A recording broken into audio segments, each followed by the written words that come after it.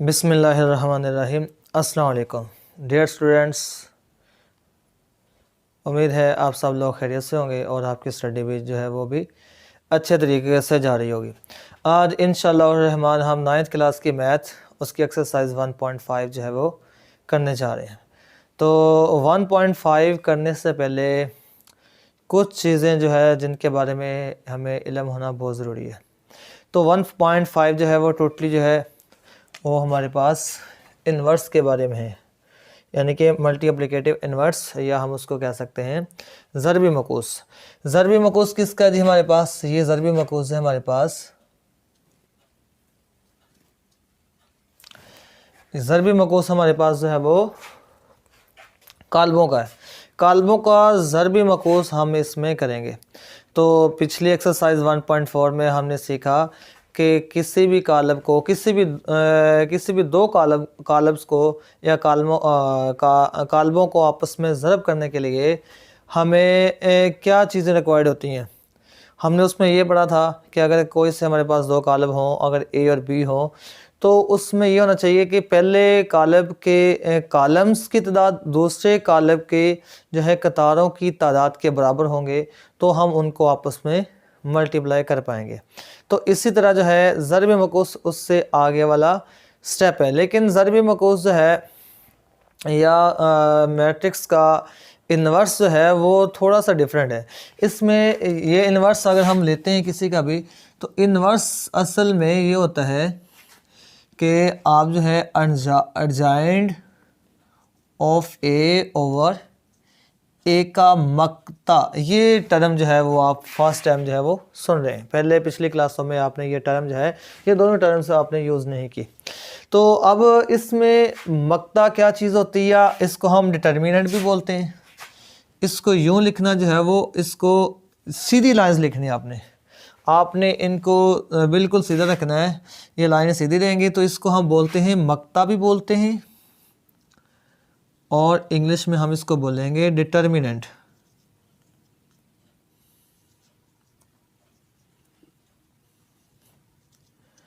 इसको डिटर्मिनेंट बोलेंगे इंग्लिश में। ये मालूम होना बहुत ज़रूरी है।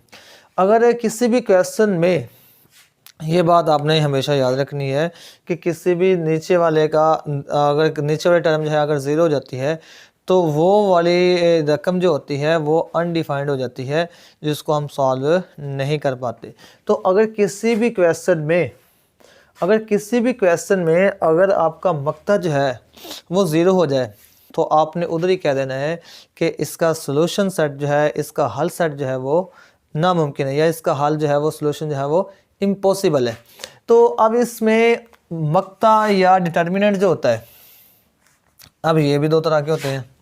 डिटर्मिनेंट का आंसर दो तरह का हो सकता है। अगर इसका आंसर जो है वो ज़ीरो आ जाए, तो फिर हमने कहना है कि ये हमारे पास ज़ीरो आ जाए, तो फिर हमने कहना है कि ये हमारे पास सिंगुलर मैट्रिक्स है। सिंगुलर मैट्रिक्स मीन जिसका मक्ता जो है वो ज़ीरो आ जाए।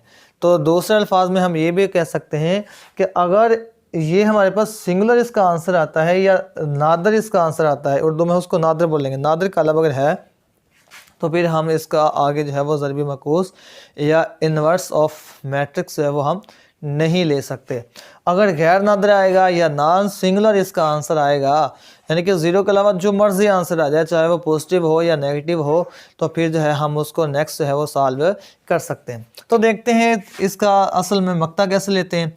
तो फॉर एग्ज़ाम्पल ए हमारे पास जो है, ए अगर हमारे पास जो है वो 4 2 6 एंड हमारे पास 8 है।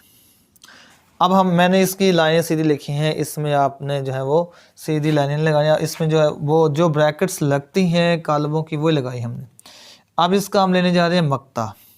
जैसे मैंने मक्ता लिखा इसके साथ, तो इसकी लाइनें भी क्या होगी हमारे पास सीधी आपने लिखनी है, जब आपने उसके ऊपर मक्ता जो है वो अप्लाई कर दिया। अब मक्ता जो है वो क्या चीज़ होती है और किस तरह से हम उसको लेते हैं या किस तरह से हम उसको सॉल्व करते हैं, इसको इससे मल्टीप्लाई करना है। अगर ये 2/2 का ही आप यूज़ करेंगे, 3/3 जो है वो आप फर्स्ट ईयर में जाके या बड़ी क्लासों में आप जो है वो सीखेंगे। इधर आपका 2/2 का ही मैट्रिक्स दिया होगा, इससे बड़ा जो है वो आपको नहीं दिया जाएगा। तो इसमें आपने इसको इससे मल्टीप्लाई करना और इसको इससे मल्टीप्लाई करना और पहले वाले से आपने माइनस करना है। कैसे? मैं यहाँ पे लिखता हूँ 4 × 8। अब देखें 4 को मल्टीप्लाई किया 8 से, अब ये माइनस किसका, ये फार्मूले का है। ये फार्मूला जो है वो डिटर्मिनेंट का क्या है कि पहले को ये जो है आपने डायगोनल एंट्रीज को मल्टीप्लाई किया और सेकंड डायगोनल को आपने इससे मल्टीप्लाई करके पहले वाले से आपने माइनस करना है। अब 2 × 6। अब देखिए ये हमारे पास कितना आ गया, ये 4 को मल्टीप्लाई किया 8 से तो ये हमारे पास 32 माइनस 2 को मल्टीप्लाई किया हमने 6 से तो वो हमारे पास 12 आया। तो फाइनल आंसर हमारे पास 20 आया। अब देखें हमने इसका लिया डिटर्मिनेंट या हमने इसका मक्ता लिया। मक्ता जो है हमने इस तरह से लिया कि इस एलिमेंट्स को इससे मल्टीप्लाई किया और इसको इससे मल्टीप्लाई करके हमने पहले वाले से माइनस कर दिया। अब अगर इसका आंसर जो है 0 के अलावा जो भी आए, 0 ना आए, 0 के अलावा जो भी आए तो आपने कहना है कि ये हमारे पास नॉन सिंगुलर मैट्रिक्स है। अब इसकी मदद से हम इसको नेक्स्ट जो है वो सॉल्व कर सकते हैं। आगे हम उसका इन्वर्स जो है किसी भी कॉलम का इन्वर्स या ज़रिबी मकूस जो है वो मालूम कर सकते हैं। अगर यहाँ पे इसका आंसर आ जाता 0, इसको हल करने के बाद डिटर्मिनेंट या मक्ता लेने के बाद अगर इसका आंसर यहाँ पे आ जाता 0 तो आप लोगों ने उधर ही कह देना है कि इसका जो है इन्वर्स जो है वो या ज़रिबी मकूस जो है वो नामुमकिन है। नामुमकिन क्यों है? क्योंकि आपने कहना है कि ए जो है एक हमारे पास एक नादिर कॉलम है या सिंगुलर मैट्रिक्स है, जिसकी वजह से इसका सोल्यूशन सेट जो है वो सोल्यूशन जो है वो इम्पॉसिबल है। उम्मीद है आपको जो है वो कॉलम के मक्ता की या डिटर्मिनेंट ऑफ मैट्रिक्स की समझ जो है वो आ गई होगी। तो नेक्स्ट हमारे पास है अर्जाइंड। अर्जाइंड ऑफ ए, ये क्या चीज़ होती है इसको भी हम देख लेते हैं। अर्जाइंड ऑफ ए में आपने डियर स्टूडेंट्स करना ये होता है, ए हमारे पास कौन क्या थे एंट्रीज हमारे पास, इन्हीं को ले लेते हैं हम 4, 2, 6 एंड 8, ये एंट्रीज ले लेते हैं। अब हम फाइंड करने जा रहे हैं अर्जाइंड ऑफ ए। अर्जाइंड ऑफ ए असल में क्या चीज़ होती है? इसमें ये होता है अर्जाइंड ऑफ ए में जो आपकी डायगोनल एंट्रीज होती हैं, जो आपके वत्र वाले एलिमेंट्स होते हैं और उनके आपने प्लेस चेंज करनी है, आपने उनकी जगह तब्दील करनी है। और जो बाकी नॉन डायगोनल एंट्रीज होती हैं, सेकेंडरी डायगोनल आपके पास होता है, दूसरा डायगोनल जो होता है आपने उसकी अलामत चेंज करनी है। अगर वो पॉजिटिव है तो नेगेटिव कर देना, नेगेटिव है तो पॉजिटिव कर देना। लेकिन एक बात आपने याद रखनी है कि 0 जो होता है वो ना पॉजिटिव होता है और ना ही नेगेटिव, वो न्यूट्रल होता है। उसका आपने साइन कोई भी उसके साथ साइन नहीं लगाना। तो यहाँ से हमारे पास क्या आ जाएगा, 8 की जगह पे 4 आ गया, 8 इधर आ गया और 4 यहाँ पे आ गया।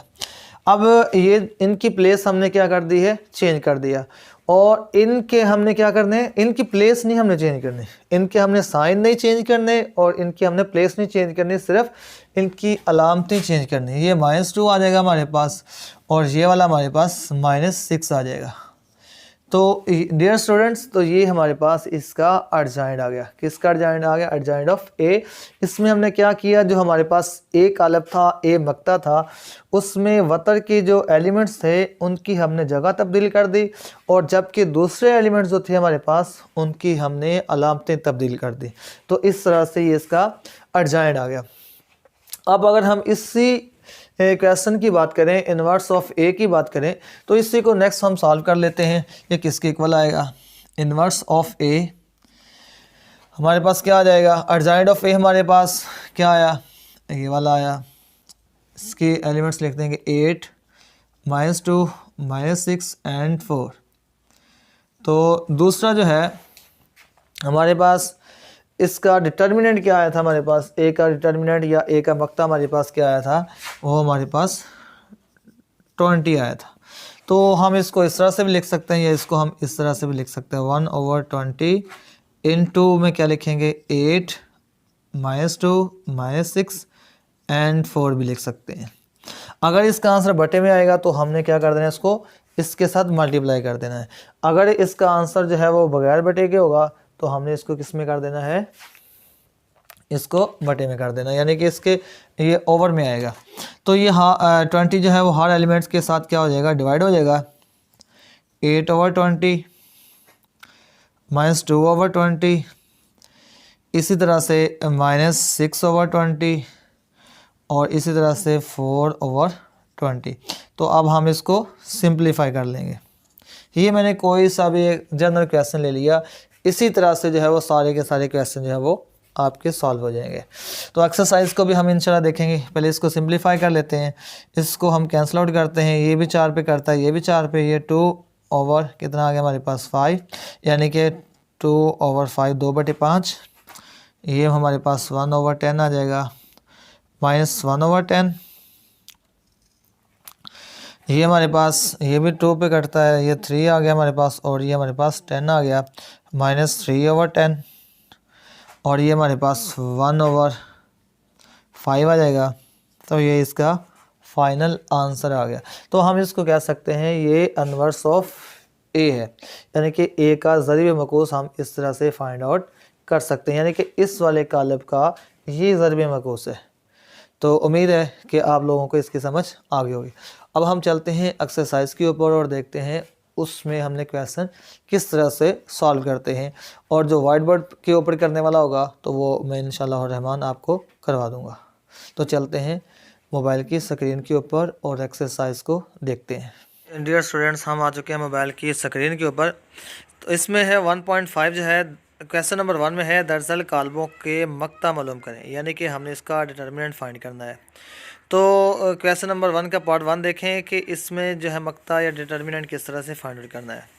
वो तो मैंने आपको बता दिया है कि -1 को आपने 0 से मल्टीप्लाई करना है और 2 को 1 से मल्टीप्लाई करके आपने जो पहले आंसर जो है उसमें से आपने उसको माइनस कर देना है। तो इस तरह से आपका ये मक्ता आ जाएगा। इस तरह B, C एंड D आपने इसी तरह से सॉल्व करने, हल करने हैं। क्वेश्चन नंबर 2 में आपने बताना नीचे दिए हुए कालबों में से कौन से नादर हैं और कौन से गैर नादर, यानी कौन से सिंगुलर हैं और कौन से नॉन सिंगुलर हैं। सिंगुलर और नॉन सिंगुलर मैंने आपको बताया था कि जो हमारे पास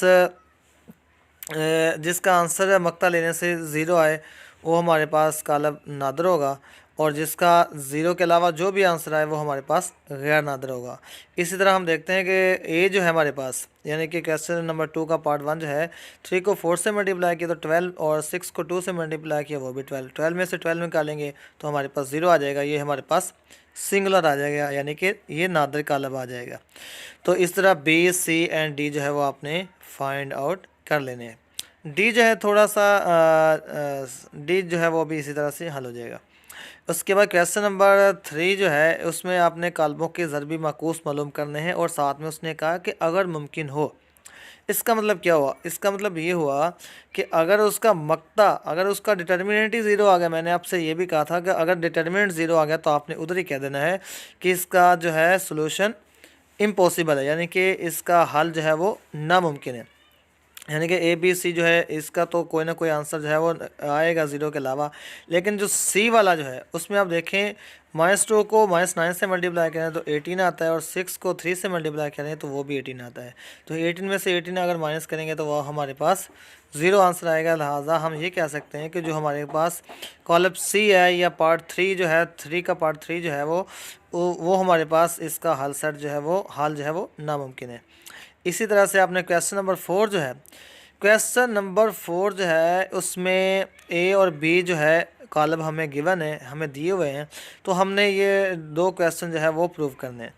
फर्स्ट पार्ट देखें, इसमें A इंटू अर्जाइंड ऑफ A, इसका मतलब क्या हुआ, आपने A जो है A कॉलम जो है उसका लेना अर्जाइंड। अर्जाइंड में क्या करते हैं कि हमने उसकी डायगोनल वतरी अरकान जो होते हैं उनकी जगह तब्दील करनी होती है, और वतर के अलावा जो अरकान होते हैं उनकी हमने अलामतें तब्दील करनी होती हैं।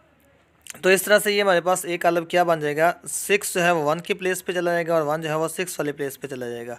2 की जगह पे -2 एंड 4 की जगह पे -4 आ जाएगा।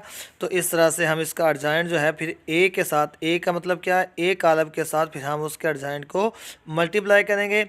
जो सेकंड साइड है उसमें ये करेंगे, पहले अर्जाइंड A रखेंगे, उसके बाद जो है वो ए कॉलम रखेंगे, फिर उसको मल्टीप्लाई करेंगे। जो तीसरी जगह जो है यहाँ पे डिटर्मिनेंट ए इंटू आई लिखा हुआ है, ये डिटर्मिनेंट लेंगे आप इसका ए का, वो हमारे पास क्या आएगा, 6 को 1 से मल्टीप्लाई किया 6 आया, और 4 को 2 से मल्टीप्लाई किया 8।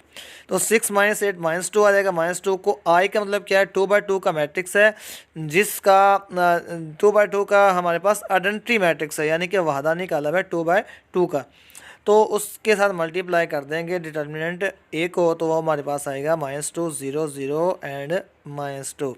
तो इसी तरह से जो है वो आप क्वेश्चन नंबर 2 जो है उसमें भी हमने बी इन्वर्स फाइंड करना है, उसको बी से मल्टीप्लाई करना है, और फिर उसका आंसर हमारे पास क्या आएगा, आइडेंटिटी मैट्रिक्स आएगा, और फिर बी इन्वर्स पहले रखना और बी वाले कॉलम को बाद में रख के उसको सॉल्व करना है। तो उसका आंसर भी आपका वहदानी कॉलम ही आना चाहिए। तो इसी तरह क्वेश्चन नंबर 5 जो है, इसमें कॉलमों के जोड़ों में से साबित करना है कि हर एक कॉलम दूसरे कॉलम का ज़रबी माकूस है या नहीं। अब जो फर्स्ट पार्ट है इसको अगर हम सॉल्व करें, तो अगर इसका जो है ज़रबी मकूस लें, ज़रबी मकूस में हमें क्या हमें पता है अर्जाइंड ओवर उसका मक्ता होता है उसी कॉलम का। तो वो अगर लेने से अगर इसी के बराबर आ जाता है 7 -5 -4 -3, तो ये आपका जो है हम कह सकते हैं ये इसका ज़रबी मकूस है, अदरवाइज़ ये ज़रबी मकूस नहीं है। तो सेकंड वाला जो है वो ज़रबी मकूस नहीं होगा। तो क्वेश्चन नंबर 6 जो है वो हम वाइट बोर्ड पे करते हैं। तो जी स्टूडेंट्स, हम आ चुके हैं दोबारा वाइट बोर्ड की तरफ, और हम जो है क्वेश्चन नंबर 6 का पार्ट 1 करने जा रहे हैं, जिसमें हमें कॉलम ए और बी जो है वो दिया हुआ है, गिवन है। इसमें हमने फाइंड ये करना है A B whole inverse. A B whole inverse mean क्या है हमारे पास, पहले हमने ए मैट्रिक्स को बी मैट्रिक्स के साथ या ए कॉलम को हमने बी कॉलम के साथ मल्टीप्लाई करना है। उसका जो आंसर आएगा उसका फिर हमने इन्वर्स लेना है।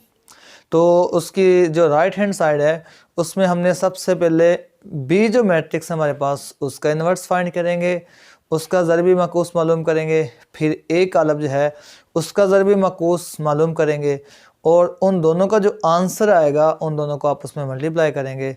तो वो लेफ़्ट हैंड साइड जो है वो राइट हैंड साइड के इक्वल आएगी। तो चलते हैं, हम सबसे पहले इसकी लेफ़्ट हैंड साइड करते हैं। लेफ़्ट हैंड साइड में हमारे पास क्या है, लेफ़्ट हैंड साइड जो है हमारे पास वो है A B whole inverse. A B का होल इन्वर्स हमारे पास ए एंड बी सबसे पहले हम जो है वो फाइंड आउट करेंगे। ए हमारे पास है 4 0 -1 एंड 2, और बी हमारे पास जो है वो -4 -2 1 एंड -1 है। तो इसमें हमारे पास जो है सबसे पहले मल्टीप्लिकेशन जो है वो हमने एक्सरसाइज 1.4 में सीखी थी। 1.4 जो है वो टोटली जो है वो मल्टीप्लाई के ऊपर है, यानी कि उसमें ज़रब वाले ही क्वेश्चन है। तो इसमें हमारे पास क्या है, मल्टीप्लाई किस तरह से करते हैं कि पहले रो को हम पहले कॉलम के साथ मल्टीप्लाई करते हैं, फिर दूसरी रो को हम जो है वो दूसरे कॉलम के साथ मल्टीप्लाई करते हैं। तो इसमें सबसे पहले 4 को हमने मल्टीप्लाई किया, या इसको हम ऐसे भी लिख सकते हैं 4 मल्टीप्लाई हमारे पास -4, और उसके बाद प्लस में लिखते होते हैं 0 मल्टीप्लाई 1, इसको हमने ब्रैकेट में लिख दिया। सॉरी, इसको हम ऐसे भी लिख सकते हैं, इसको हम ऐसे भी लिख सकते हैं 0 एंड 1। ये जो रो है इस कॉलम के साथ क्या होगी, कंप्लीट होगी। अब इस रो को हमने इस कॉलम से मल्टीप्लाई करना है। 4 मल्टीप्लाई हमारे पास क्या आ गया -2, और प्लस हमारे पास क्या आएगा 0 मल्टीप्लाई हमारे पास -1 है। ये रो जो है वो इस कॉलम के साथ भी कंप्लीट होगी। अब ये वाली रो बची है, इस रो को हमने इस कॉलम से पहले मल्टीप्लाई करना है, फिर इस रो को हमने इस कॉलम के साथ मल्टीप्लाई करना है। कैसे, -1 फर्स्ट एलिमेंट को फर्स्ट एलिमेंट के साथ मल्टीप्लाई करेंगे, और सेकंड वाले एलिमेंट को या दूसरे रुकन को दूसरे रुकन के साथ जो है वो मल्टीप्लाई करेंगे। -1 को मल्टीप्लाई किया हमने -4 से, प्लस हमारे पास है टू को मल्टीप्लाई किया हमने 1 के साथ, इसका मतलब भी मल्टीप्लाई होता है, दरम्यान में मल्टीप्लाई का साइन लगाने की ज़रूरत नहीं है। -1 को मल्टीप्लाई किया हमने, -1 को हमने मल्टीप्लाई किया -2 के साथ, प्लस 2 को मल्टीप्लाई किया हमने -1 के साथ, यानी कि -1 को हमने मल्टीप्लाई किया -2 के साथ और 2 को मल्टीप्लाई किया -1 के साथ। तो ये हमारे पास फाइनली क्या आ गया, -4 को 4 से मल्टीप्लाई किया, प्लस माइनस माइनस होता है, 4 को 4 से मल्टीप्लाई किया हमारे पास 16 आया। और ये हमारे पास 0 को मल्टीप्लाई किया 1 के साथ, तो ये हमारे पास 0 ही रहा। -2 को मल्टीप्लाई किया 4 के साथ, तो -8 आया। और ये हमारे प्लस में, हाँ हमारे साथ प्लस में 0 आया। माइनस माइनस यहाँ पे प्लस हो गया। 1 को 4 से मल्टीप्लाई किया हमने तो 4 आया। 2 को 1 से मल्टीप्लाई किया तो हमारे पास 2 आया। माइनस माइनस प्लस होता है। 1 को 2 से मल्टीप्लाई किया 2, एंड 2 को -1 से मल्टीप्लाई किया तो डियर स्टूडेंट्स हमारे पास -2 आया। तो फाइनली हमारे पास इसका आंसर जो है -16, -8, 6 एंड 0 आया। ये आंसर जो है वो A मल्टीप्लाई B का आंसर हमारे पास आया। अब हम जो है इसका इन्वर्स फाइंड करने जा रहे हैं इसका, यानी कि AB का इन्वर्स है वो हम फाइंड आउट करेंगे। ये वाला हमने असल में फाइंड करना है, ये वाला होल इन्वर्स फाइंड करना है। तो AB हमारे पास आ चुका है। अब हमने AB का सबसे पहले डिटर्मिनेंट या मक्ता जो है वो मालूम करना है। AB का डिटर्मिनेंट हमारे पास -16, -8 एंड हमारे पास 6 एंड 0 है। AB को हमने आपस में हमने डिटर्मिनेंट लिया। 16 को 0 से मल्टीप्लाई किया, -16 को हमने 0 से मल्टीप्लाई किया, और इधर माइनस जो है वो साइन जो है वो इसका रूल है कानून के मुताबिक, और -8 को हमने मल्टीप्लाई करना है 6 के साथ। तो ये हमारे पास 0 आ गई ये साइड। -8 ज़रब 6 हमारे पास 48 होते हैं 48, और माइनस माइनस क्या होगा ये प्लस हो गया। तो ये हमारे पास इसका डिटर्मिनेंट जो है वो 48 आया।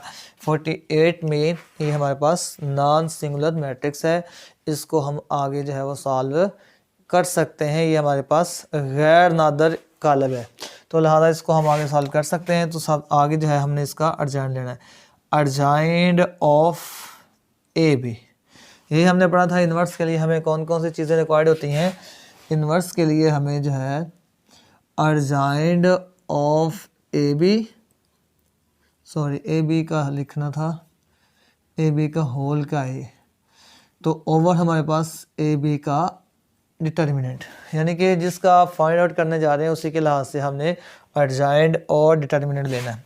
तो अर्जाइंड में हमारे पास क्या होता है कि इनकी हमने प्लेस चेंज करनी होती है, 0 -16, और इनके हमने साइन चेंज करना है। ये प्लस का 8 हो गया और ये माइनस का 6 हो गया। इसमें ब्रैकेट्स जो है वो आपने बड़ी लगानी है, सीधी नहीं लगानी।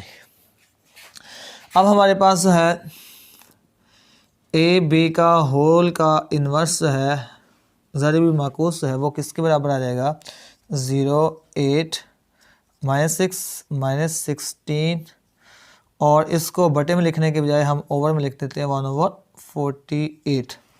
अब 48 जो है वो हर एलिमेंट के साथ, हर रुकन के साथ जो है वो डिवाइड होगा, हर एलिमेंट्स के साथ डिवाइड होगा।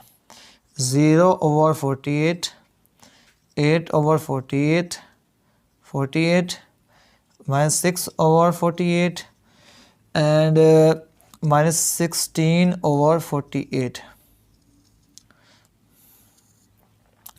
तो फाइनली हमारे पास इसका जो आंसर है 0 को 48 पे डिवाइड किया तो 0 ही आया। ये जो है कट जाएगा एक, और ये हमारे पास कितना आ गया 6, 1/6, और ये हमारे पास 1/8 -1/8, और ये हमारे पास 1/-1/3। तो ये हमारे पास है इसकी लेफ़्ट हैंड साइड आ गई है। लेफ़्ट हैंड साइड में हमने क्या किया, दोबारा से देख लेते हैं। लेफ़्ट हैंड साइड में ए बी होल का इन्वर्स था, तो सबसे पहले हमने ए बी फाइंड किया। ए बी मीन यानी कि ए कॉलम को हमने बी कॉलम के साथ मल्टीप्लाई किया। ए कॉलम को हमने बी कॉलम के साथ मल्टीप्लाई किया, पहली रो को पहले कॉलम के साथ, फिर पहली रो को सेकंड कॉलम के साथ। जितने भी कॉलम होंगे सेकंड वाले कॉलम के सभी से हम जो है नंबर वाइज जो है वो रो को मल्टीप्लाई करते जाएंगे। मल्टीप्लाई करने के बाद उसको सिंप्लीफाई किया। सिंप्लीफाई करने के बाद हमारे पास आंसर जो है वो -16, -8, 6 एंड 0 आया। अब हमारे पास -16, -8, 6 एंड 0 जो है इसका अब हमने जो है वो इन्वर्स फाइंड करना है। इन्वर्स का मतलब हमारे पास जो है इन्वर्स किसके बराबर होता है, adjoint of that matrix over a determinant.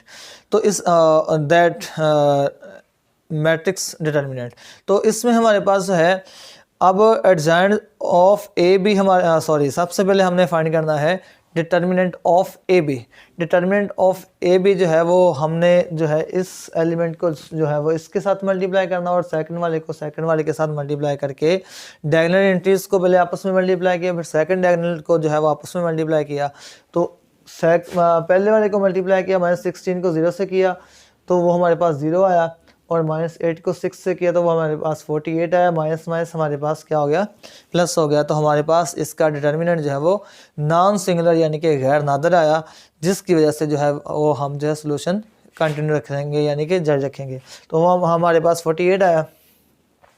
अब हम इसका अर्जाइंड लेंगे। अर्जाइंड ऑफ ए भी हमारे पास क्या आएगा, अर्जाइंड में ये होता है कि हमने डायगोनल एंट्रीज जो होते हैं, जो उसके वतरी अरकान होते हैं, उनकी हमने जगह चेंज करनी होती है, और जो गैर वतरी अरकान होते हैं उनकी हमने अलामत तब्दील करनी होती है। तो हमने इसी तरह से जो है इसके जो एलिमेंट्स जो थे, जो वतरी अरकान जो थे, उनकी हमने जगह चेंज कर दी और इनकी हमने अलामतें चेंज कर दी। तो ये हमारे पास उसका क्या आ गया, अर्जाइंड आ गया। फिर हमने यही वैल्यूज़ जो है उठा के हमने जो है वो वहाँ पे दर्ज कर दी। तो अर्जाइंड हमारे पास लिख दिया ये, और इसको हमने 1/48 पे हमने उसको डिवाइड कर दिया। हर एलिमेंट को हमने 48 पे डिवाइड किया, तो हमारे पास फाइनल आंसर जो है वो 0, 1/6, -1/8 एंड -1/3 आया। तो ये हमारे पास फाइनल आंसर है। तो इसी तरह आपने इसकी राइट हैंड साइड करनी है। राइट हैंड साइड में आपने घबराना नहीं है। सबसे पहले आपने बी का इन्वर्स लेना है, यानी कि ये वाला आपके पास कॉलम है, इस कॉलम का सबसे पहले आपने इन्वर्स लेना है। इन्वर्स किस तरह से लेना है, वही काम करना आपने कि सबसे पहले आपने इसका डिटर्मिनेंट फाइंड करना है, फिर इसका आपने अर्जाइंड फाइंड करना है, फिर उन दोनों को सिंप्लीफाई करना है आखिर पे। फिर इसी तरह आपने जो हमारे पास आपके पास ये हमारे पास जो है कॉलम ए है, कॉलम ए या मैट्रिक्स ए, इसका आपने जो है वो इन्वर्स लेना है। इन्वर्स में क्या होता है, अर्जाइंड ऑफ ए ओवर ए का डिटर्मिनेंट या ए का मक्ता है। तो उसको सिंप्लीफाई करने के बाद इसका जो आंसर आएगा बी इन्वर्स का और ए इन्वर्स का, पहले आपने बी इन्वर्स का आंसर रखना है, यानी कि वो वाला मैट्रिक्स रखना है, उसके बाद आपने बी वाला मैट्रिक्स रखना है, फिर उन दोनों को आपस में मल्टीप्लाई करना है। तो उम्मीद है कि आपका आंसर जो है इस आंसर के साथ जो है वो इस आंसर के साथ आपका मैच कर जाएगा। तो वो फिर जो है वो आपकी कोई मिस्टेक नहीं होगी। अदरवाइज़ आप कहीं पे मिस्टेक कर रहे होंगे तो आप उसको अच्छे तरीके से देख लीजिएगा। उम्मीद है कि आप लोगों को अच्छे से समझ आ गई होगी। तो मुझे दीजिए इजाज़त। अल्लाह हाफिज़। अल्लाह निगहबान।